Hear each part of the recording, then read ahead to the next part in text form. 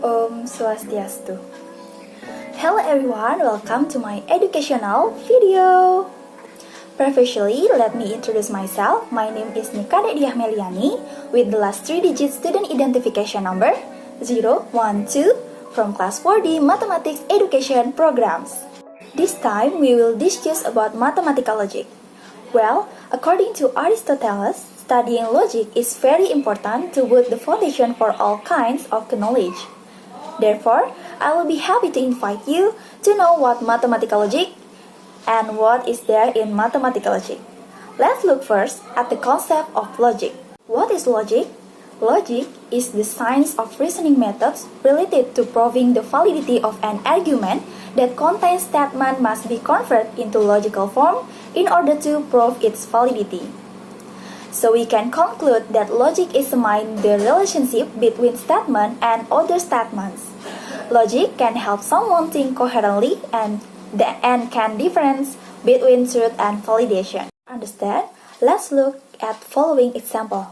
The first example, we have first sentence is all motorcycles wear helmet, and the second sentence is everyone who wears a helmet is a student.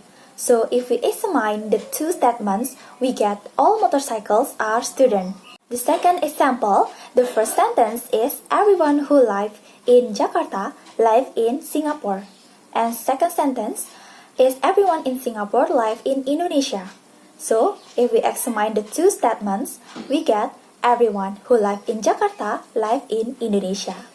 Now let's talk about mathematical logic. What is mathematical logic? Mathematical logic is a tool for working with complex compound statements. As the name suggests, mathematical logic applies formal logic to mathematics. In logic or mathematical logic, we must know the proposition. So if you remember in the previous example, we can say that the first and second sentence are proposition. Proposition can be denoted by P, Q, R. So what is the proposition? A proposition is a sentence that has a truth value with the notation T or false with the notation F, but not both. To better understand the definition of a proposition, let's look at the following example. Everyone, look at the left side of the screen. There are examples of proposition that can be found to be true. Just take this example. 4 is a prime number. If you have studied prime number, then you can already guess that 4 is not prime number. Then the proposition is wrong. Another example is 6 is an even number. Is 6 an even number? Of course it is. Then the proposition is true. Now look to the right of your screen. There are examples here is not proposition. Let's say x plus 3 equals 8. We can say that's a proposition because we don't know the truth. The value of x in the sentence cannot be known. Another example, 1 plus 2, is also not a proposition because the information provided is incomplete, so that the truth is not known. So all, with the previous example, I hope you can understand about the difference proposition with not proposition. Right, we will talk about the operators that operate on mathematical logic proposition. First, there is the negation operator. The symbol is in the yellow box. You can look at that. We can read the symbol is not. The negation operator transforms a proposition into a proposition that contradicts its truth value. So this operator is used when we want to express a proposition in terms of its reciprocal value. Everyone, you can see the operation in the truth table in the white box. So in that box, we can know that not P is true if and only if P is false, and not P is false if and only if P is true.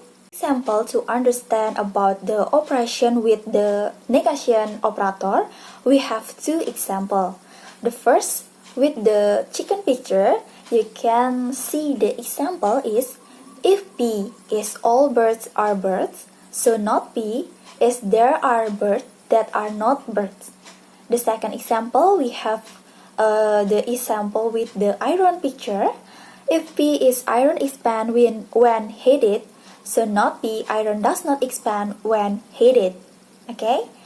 So I hope you can understand how to operation with the negation operator after understand with this example.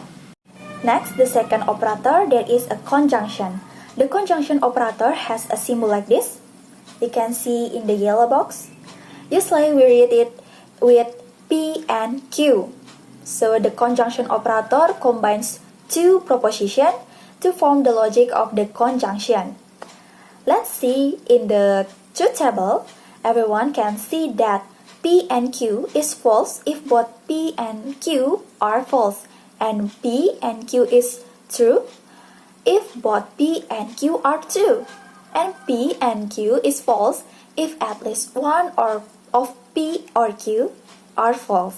So you can conclude that P and Q is false if both P and Q are false, or if at least one of P or Q are false, and P and Q is true if both P and Q are true. Here for you to understand how to use the conjunction operator. We have two examples for you. The first example is P is 3 is a prime number and Q is 3 is an odd number. So P and Q is 3 is both prime and odd. The second example, if P is Gali rode a bicycle and Q is Ratna rode a bicycle, so P and Q is Gali and Ratna rode bicycle. Third, we have the disjunction operator. This operator has the following symbol like that. You can see at the yellow box, and we can read it P or Q. The disjunction operator joins two propositions to form its disjunction logic. Just like the conjunction operator, this operator aims to combine two propositions to get the meaning of the disjunction. In the truth table, everyone can see that P or Q is false if both P and Q are false, and P or Q is true if at least one of P or Q are true, or if both P and Q are true. To better understand how to use the disjunction operator, here we have two examples for you. The first example is P. If P is my car engine is broken and Q is my car carburetor is broken, so P or Q is my car engine or carburetor is broken. With the first example, I hope you can see the difference. Use the conjunction operator with the disjunction operator. The second example, if P is whales are mammals and Q is whales are herbivores, so P or Q is whales are either mammals or herbivores. The fourth operator, we have implication. We can read the symbol for this operator as P implies Q. P implies Q.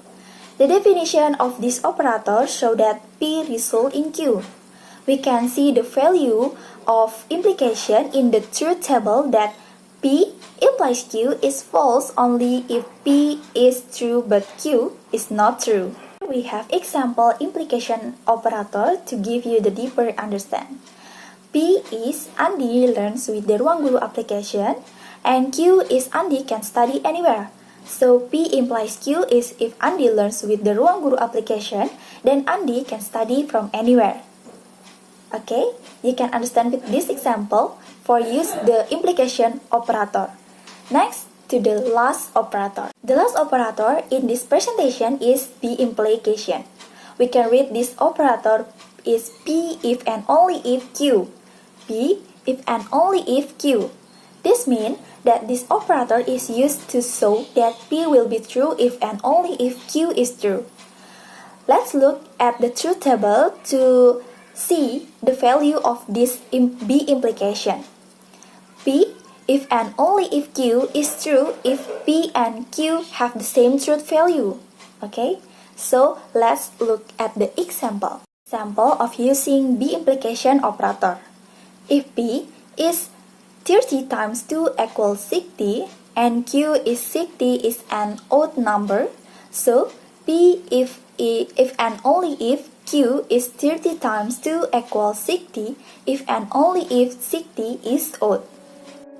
So everyone, that's all a basic introduction to mathematical logic, where we have studied the concept of logic, about mathematical logic and operators in mathematical logic, such as negation, conjunction, disjunction, implication, and be-implication. Hopefully useful for you friends. See you again and thank you!